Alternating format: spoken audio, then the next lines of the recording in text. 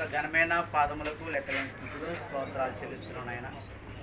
ఈ యొక్క ఉదయకాల సమయంలో ఇటు రీతిలో మేమందరం పాల్గొని నేను ఒకసారి జ్ఞాపకం చేసుకోవడానికి మీరు ఇచ్చిన సమయాన్ని బట్టి ఈ యొక్క తరుణాన్ని బట్టి మరొకసారి మీకు కృతజ్ఞతాస్తుతులు చెల్లిస్తున్నాం.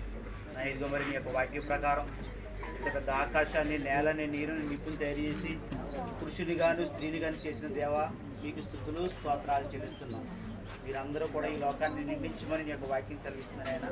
అటు రీతిలో ఈ యొక్క నలుగొంగ సుదర్శనరావు గారు మంచి కుటుంబాన్ని ఇచ్చారు, అందుని బట్టి మీకు స్తుతులు స్తోత్రాలు చెల్లిస్తున్నారు. మరి నడులారా తిరిగి రండి మీ యొక్క వాక్యం సెలవిస్తున్నారు ఆయన. అటు రీతిలో ఈ యొక్క కుమారుడు ఈ లోకాన్ని విడిచి ఉన్నాడు, అందుని బట్టి బంధువులు కుటుంబస్తులు అందరూ కూడా ఎంతో శోధనలో, ఎంతో ఇరుకులో ఇబ్బందులు ఉన్నారని ఆయన. మరి ఈ యొక్క వాక్య ప్రకారం దుఃఖపడేవారు ధన్యులు, వారు ఓదార్చబడతారని ఈ యొక్క వాక్యం సెలవిస్తున్నాను ఆయన. అటు రీతిలో వేరే ఆదరణకర్తగా ఉండి ఆ కుటుంబం అందరినీ కూడా ప్రతి ఒక్కరిని పేరు పేరున ఎవరైతే దుఃఖంలో ఉన్నారో వారందరినీ కూడా ఆదరించమని అడుగుతున్నాం.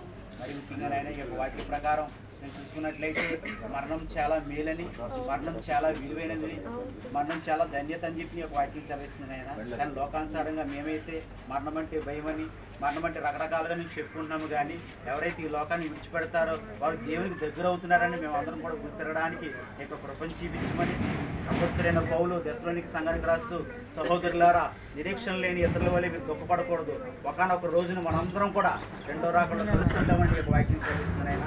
అట్టి రీతిలో మేము నిరీక్షణ కలిగి రెండో రాకలు మేము తలుచుకోవడానికి నీ యొక్క కృపను చూపించమని, విడిచి వెళ్ళిన కుటుంబస్తులందరూ ప్రతి ఒక్కరిని కూడా మీరు కాచి కాపాడమని, వాళ్ళందరికీ కూడా మంచి ఆదరణను, మంచి ఓదార్పును దయచేయమని, ఇప్పుడు అంతిమ యాత్రకు వెళ్తుండగా మా ప్రయాణమంతరం తోడుగా నేర్కొనమని, అక్కడ జరుగుతున్న కార్యక్రమం అంతరం తోడును కాపుదరించమని ఈ కొద్దిపాటి ప్రార్థనా విజ్ఞాపన ద్వారా మీరే మహిమ, ఘనత, ప్రభావం పొంది ఈ యొక్క ఆశీర్వాదాన్ని ఈ యొక్క కార్యక్రమంలో పాల్గొన్న ప్రతి ఒక్కరిని కుమరించమని మా కొరకు సిలువలో ప్రాణం పెట్టిన యేసయ్య పరిశుద్ధ నామమున మిక్కిలి వినయంతో బ్రతిమలాడి వినిపించున్నాం మా ప్రియ పరలోకపు తండ్రి.